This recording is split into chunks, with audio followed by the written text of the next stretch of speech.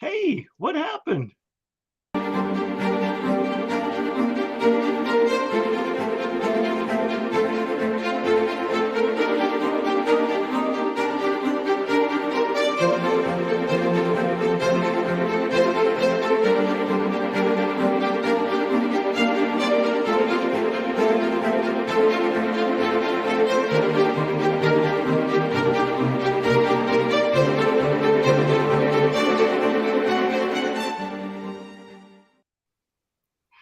Hello and welcome. My name is Neil Thrussell, and I'm excited, super excited to have my friend Sharon Carne on the program with me. Sharon is an author, an international speaker, musician, recording artist, sound healer, publisher, and she's the founder of Sound Wellness and the Sound Wellness Institute.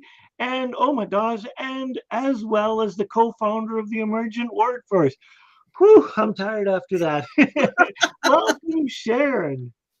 Thank you, Neil. Thank you. What a delight to be here. And but I'm thinking the most important right now, she's a proud grandmother. It's like as we It. go, I think success would be mother, grandmother, and then all of the rest. It's a big, big, big part. We're just so delighted with every minute we get to spend with our grandkids.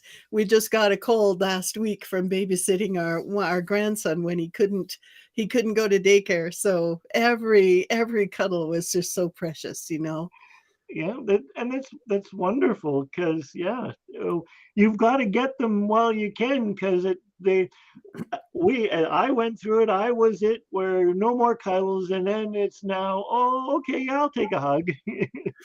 That's for sure. Yeah. So success. There's I'm going to ask you to go back and project yourself in time, backwards in time, to a younger version of Sharon before marriage, maybe in college, maybe in high school, maybe in grade school, wherever you just land and envision. What do you think or feel that the young Sharon's version of success was? Oh my, it has grown so much, but where and as you were listing all of these going back into the past, I think where I landed, Neil, was in high school. And my dad was in the forces, so we moved every year to 2 years, and it was challenging for me to make friends, to get to be part of the community in high school. And so I think part of what I did was join a bunch of clubs and get to know people that way, and volunteered for all kinds of things, and learn to get some connection that way with others. But as far as success, that helped me a lot. But I never thought of it as success. Now I look back and go, yeah, that was a smart thing to do. And I think one of the themes, though, that is the biggest transformation story for me was accomplishment, an accomplishment based more on ego goals than heart goals. And so I was always working for high marks and this and that and studying hard, and Yeah. all of those things were important to me for, quote, success in education at the time. So I guess I would say the accomplishment part would be that. Although the heart piece is showing up all the time because I'm constantly getting those nudges from the universe to say, hey, hey, hey, hey, hey, yeah, yeah, back to the heart, even though you don't acknowledge it as that. That took a while. Yeah, yeah, that's interesting. So at some point in time, so your journey to recognizing that success included your heart and it just wasn't all of these accomplishments. Was it just a straight linear path that one day you said, oh no, I need to do this? Or was it filled with trials and tribulations and bumps and all of that? I think one of the biggest things that was one of the biggest changes in my path was failure, my biggest failure. And I've always felt in my heart that I've been a teacher of one thing or another. And my biggest failure in my 20s up to age 24 was failing at teaching in the public school arena, and it was not for me. I knew that was coming. I was teaching in the public school for 4 years, and after 2 years, I started when I was 20. You know, what do you know when you're 20? Yeah. So it was like, You wow, know everything, Sharon. right. Everything. Yeah, right, Neil. So here I am after 2 years of teaching and loving the children, some parts not so loving it, um, and, um, and yet knowing that it was not going to work out. And so I only had 1 year at university, so wanted to continue my degree and took summer school. And at summer school, because I'd had a year and a half of guitar lessons, I decided, well, let's take a music history course because I like music. So I signed up for a summer school course at Queen's University in music history. Oh my God. It lit a fire under me like nothing else I've ever experienced. It was like, this is what I have to be doing. Knowing that the teaching was going to come to a close, I knew in my heart that was going to happen. Was hard. It was a failure, I thought, but it was mostly the universe saying, yeah, yeah, but this is what you're meant to do. Good thing you made that choice to take the course.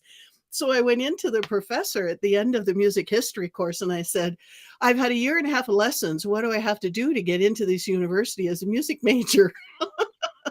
So he said, you need a grade 8 in guitar, Royal Conservatory level, and you need this much theory. And I had nothing, except a year and a half of lessons. So I said, okay. And I was in a tiny town in Northern Ontario, so I had to travel 8 hours on the bus to take lessons with a teacher who was qualified to teach me grade 8 guitar. And then all night on the bus to take lessons, all night on the bus on the way back to my tiny town in Northern Ontario. Did that for 2 years and got it. I got the requirements I needed to get into the university. At the same time, my failure happened and I had to leave my job in that tiny town in Northern Ontario.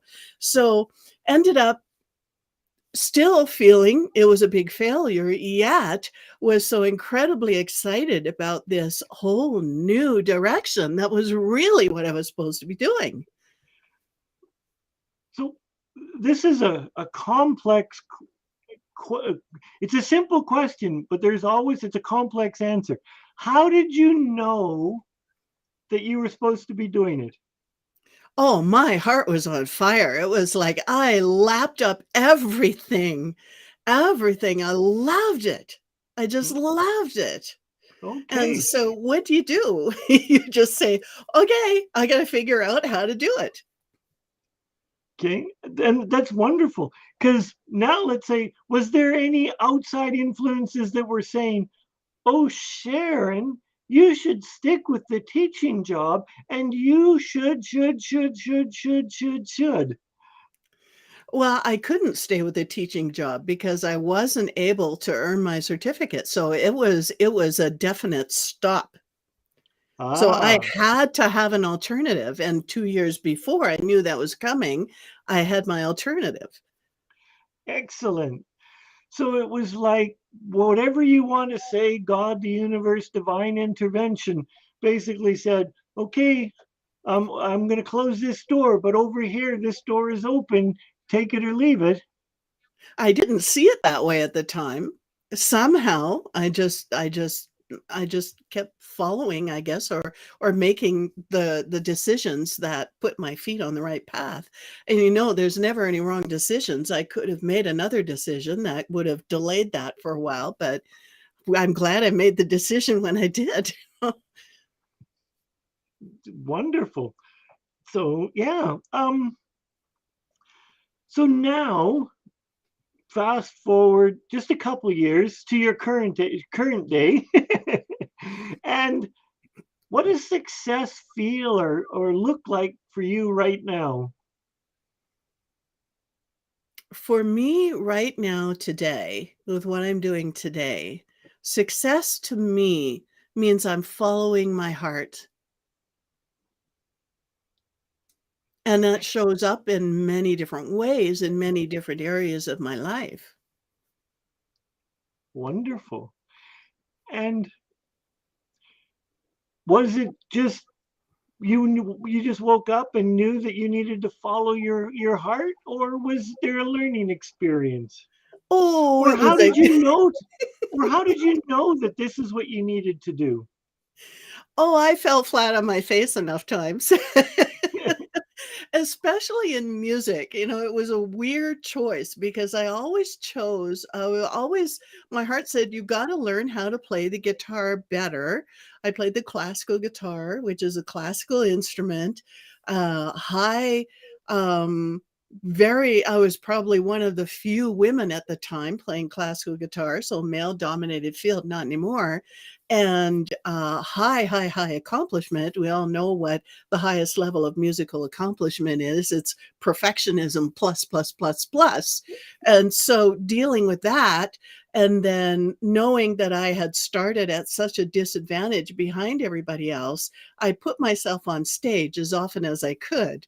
Regretted it every single time because with the perfectionist mindset, Neil, it was Yep. like every mistake was a failure. And it took me probably, oh, I hate to admit this, 20 or 30 years to finally get to the point where it had nothing to do with what the fingers were doing. It had everything to do with what the heart was communicating and what people felt through that. That took, like I said, 20 to 30 years. And there's still that perfectionist little niggly in there that I have to say, "Excuse me, this is more important to me than you're saying you played the wrong note, you goof." And that brings up an interesting piece. At what point in time, as you're journeying from the younger version of you to the version now, that you began to really self-reflect and go, is this what I want? Because the I highly suspect the younger version didn't go and go, oh, is that really what I want? As compared to the new one, the version now goes, hmm, is that what I want? So where do you think along the line you started to pick up self-reflection? Oh my. I think I've always had that in one way or another, being an introvert and reflective anyway, writing poetry and when I was in high school, those kinds of things. So I think there's always been a little bit of that in my personality. And I think as far as connecting the reflection to what I wanted, it happened when gosh, I think the biggest change, the biggest shift, there's so many little shifts.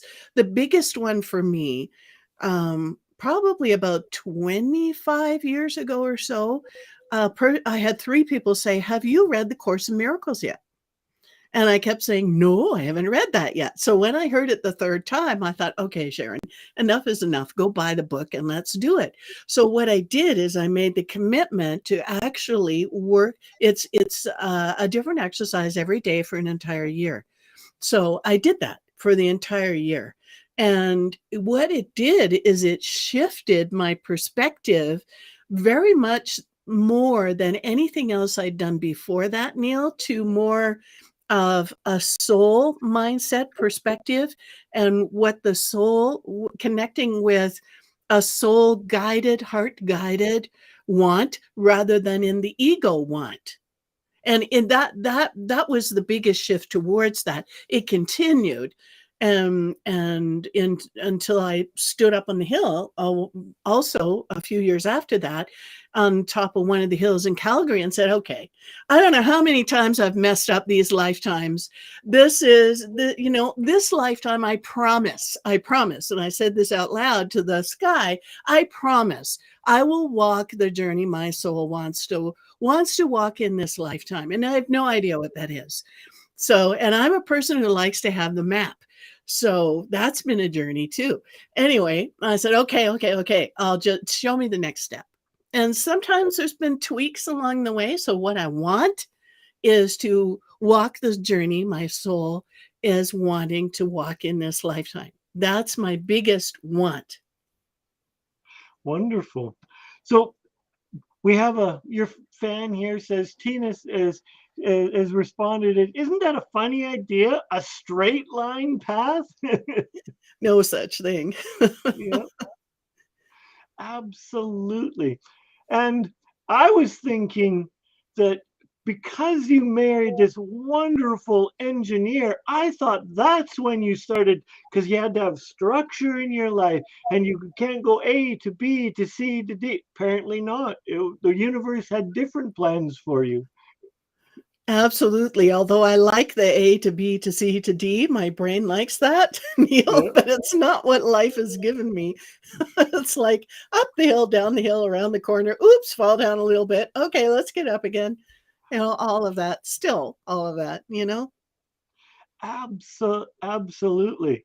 And um, I, I, I think it's fun. I'm talking out of school here, how the spiritual aspect that you brought in is now showing up in that engineer that we both know and love. It is. It is. Maybe it's too many years with me. We've been married, oh golly, 42 years now. Yeah, And so he's been hanging out with me throughout all this transformation, going through his own transformation. yeah. Yeah. So I just love that. So I shouldn't be talking out of turn, but I did. That's okay. Yeah. Yeah. So, oh my goodness, I'm looking at the time and I'm going, well, this is what happens when we get together. It's like, okay, if anything that I've learned is that for 20 minutes goes really fast, but on some of these things, it's like, what was I thinking? Just giving 20 minutes. Yeah.